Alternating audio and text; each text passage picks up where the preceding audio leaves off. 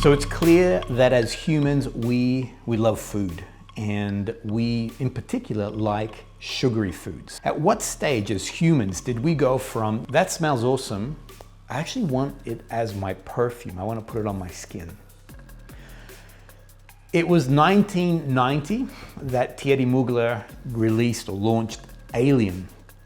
Now at the time, so the Alien perfume, at the time, Alien was not a success. So at the time people were like, what is this? This is, you know, what are you? So it had a praline, sort of caramel, kind of vanilla sort of notes in there. And people were like, this is weird. I mean, why would you do this to us? Slowly, we started to go, hang on a second, this smells comforting, this is alluring. Gourmand fragrances really came to the fore in around the 2010s. Now, in 2016, Alessandro released Baraonda. This is so beautiful.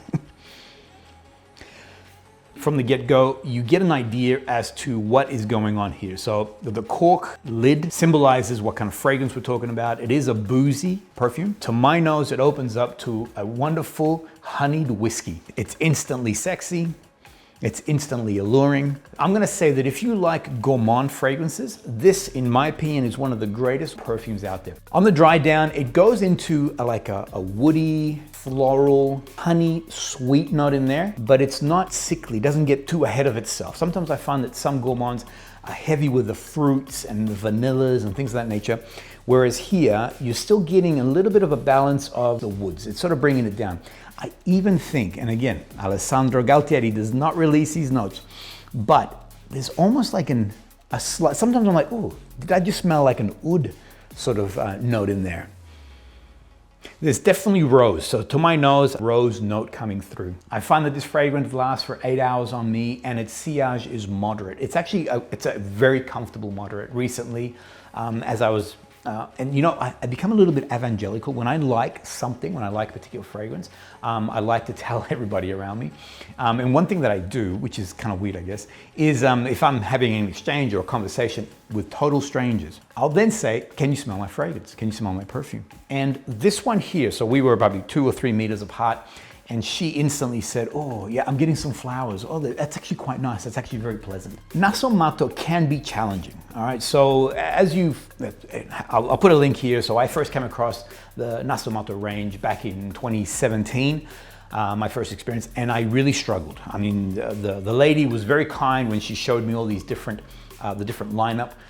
I don't think I actually had a chance to test this one here, or maybe I did, but I was just, by that stage I was cooked. I'm like, no, I'm out. I can't do these. But of his whole Nasomatto lineup, this for me is the most accessible. It's the one, it's instant love. I'd be surprised, and I'm yet to find someone that when I spray, that they go, not for me. As a gourmand and as a comforting kind of fragrance, Baraonda, forget about it. Number one, in my opinion, number one. The number two would be Naxos. So what's your thought on Baraonda? Is this one that you may have in your collection? Is this your secret intimacy weapon that you might use yourself? If you are interested in Baraonda or any of the Nasomatto, know that Fragrance Artisan is supporting my channel. Thank you guys.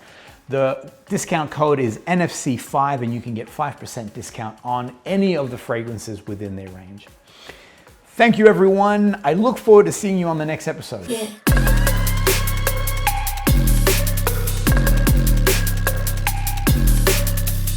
Yeah.